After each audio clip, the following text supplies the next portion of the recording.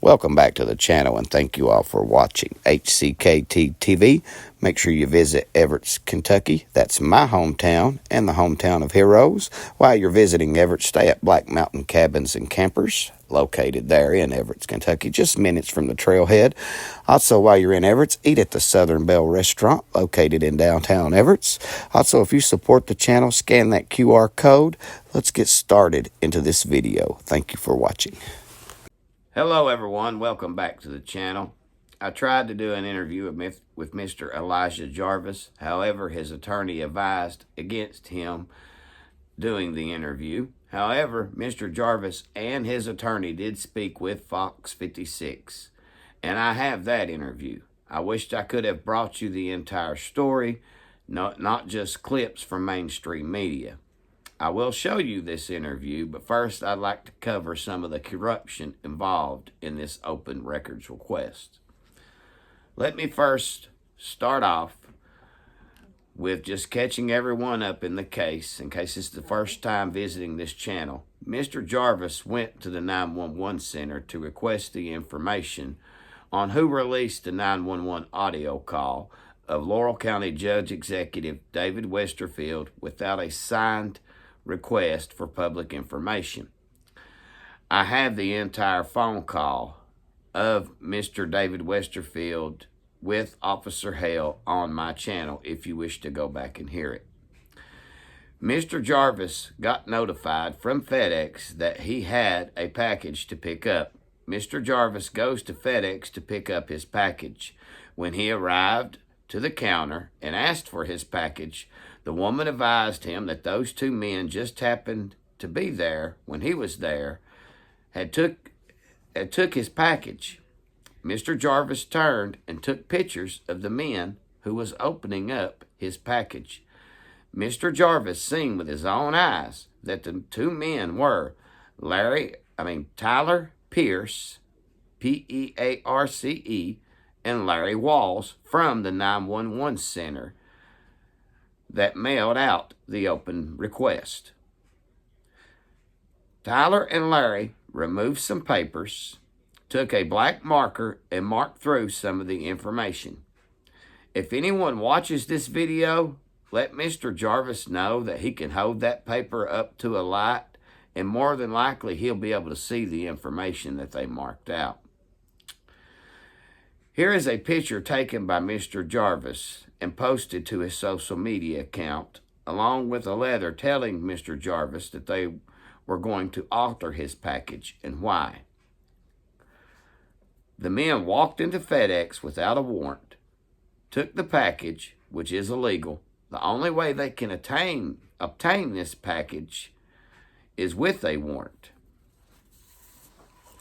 They can obtain it without a warrant if FedEx company suspects illegal items that can cause immediate threat, such as an explosive, for police to be able to obtain the package.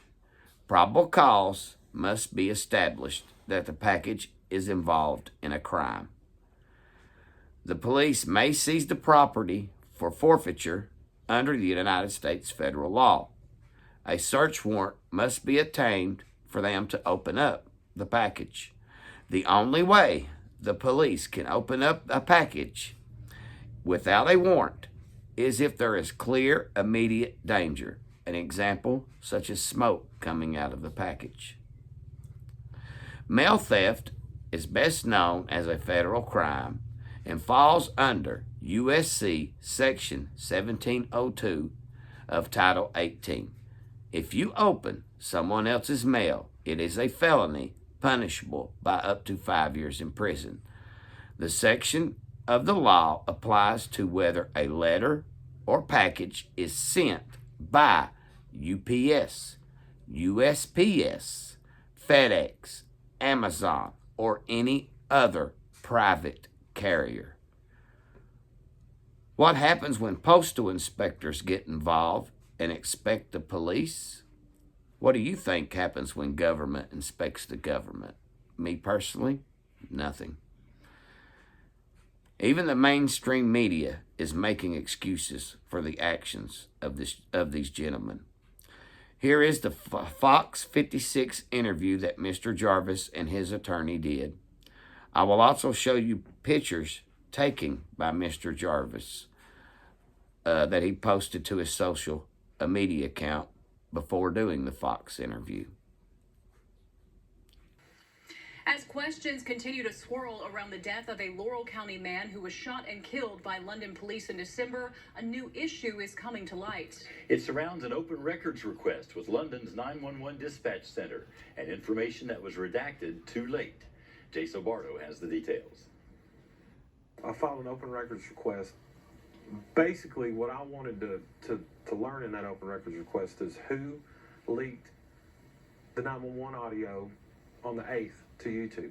It's leaked audio of a 911 call between Laurel County Judge Executive David Westerfield and London police officer Jared Hale discussing the weed eater that was stolen from Westerfield's property. That theft ultimately led to Douglas Harless being fatally shot by London police, who apparently served a search warrant to the wrong address. Me making the open records request is really just to shine a light on the corruption in London. But it's not what was in the records that left Elijah Jarvis in shock. It's what he saw when he went to sign for the package at a FedEx shipping center in London on Thursday. Met with the receptionist, hand her the note, said I'm here to get my package.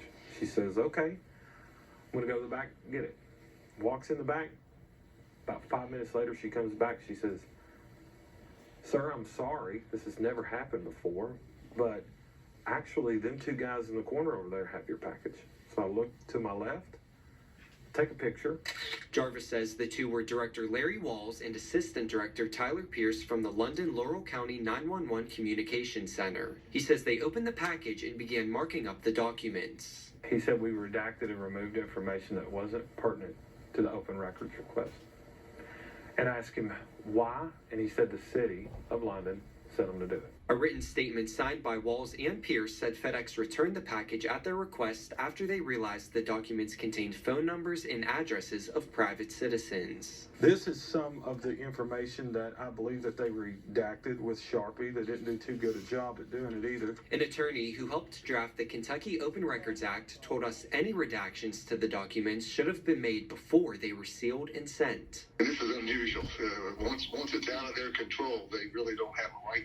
I don't think they have a right to go back to FedEx and say, give us the package back. So even with the redacted information, did it answer Jarvis's question of who leaked the 911 audio? It told me that on the 8th that there was 4 people that was possible of leaking that video of the audio of the 911 call. And then 4 people was the police chief, the assistant police chief, city attorney Larry Bronson, Mayor Randall Weddle. Jarvis says he plans to go to the next London City Council meeting on Monday to present his findings and to see if he can get a direct answer from city officials. In London, Jay Sobardo, Fox 56 News.